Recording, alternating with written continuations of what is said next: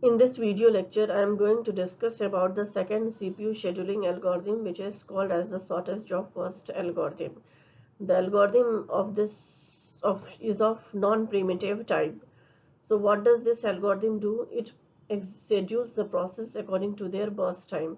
If the process has a lower burst time, then that process will be executed first in comparison with the process which has the higher burst time. And if multiple processes have the same burst time, then the process is scheduled based on their arrival time. Means with the process which has arrived first, that will be executed first. And if the arrival time of process is also the same, then based on the process ID, the process will be scheduled. And we have discussed about the in this video as a non-primitive SJF scheduling algorithm. Then this is the example of SJF non-primitive algorithm. So there are 5 processes from I to M, and their arrival time is given and their burst time is given. This will be given. So what we have to see at 0 time, which process has arrived? K has arrived. So K will be executed till 3 time unit because its burst time is 3.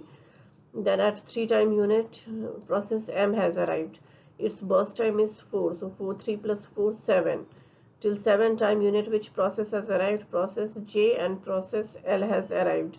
So both have the same arrival time. So we will see the burst time, which process has the lowest burst time. J has the burst time of 3 and L has the burst time of 6. So J will be executed first. So 7 plus 3, 10. And again at 10 time unit, I process has also arrived in the ready queue. Its burst time is the lowest, is 2. So 10 plus 2, 12. Now L left. L has the burst time of 6. So 12 plus 6 is 18.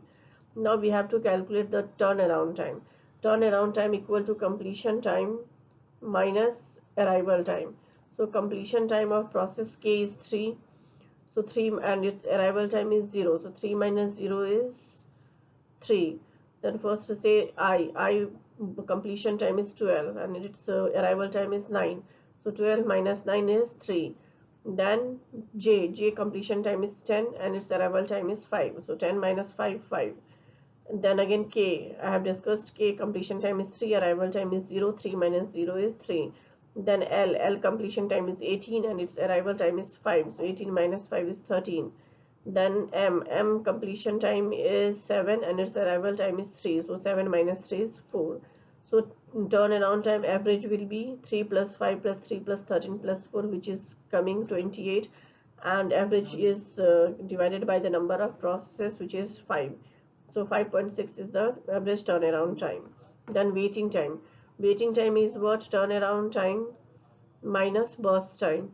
So what is the turnaround time for process I3? 3 minus burst time is 2. 3 minus 2 is 1. So 5 minus 3 is 2. And 3 minus 3 is 0. 13 is the turnaround time for process L and its burst time is 6. So 13 minus 6 is 7. So 4 minus 4 is 0. So what will be the average waiting time? Summation of all this waiting time. 1 plus 2 plus 0 plus 7 plus 0, which is coming 10, divided by the number of process, which is 5. So it is coming 2 seconds. So in this way we will calculate the average turnaround time and average waiting time for process with non-primitive shortest job first algorithm. Thank you.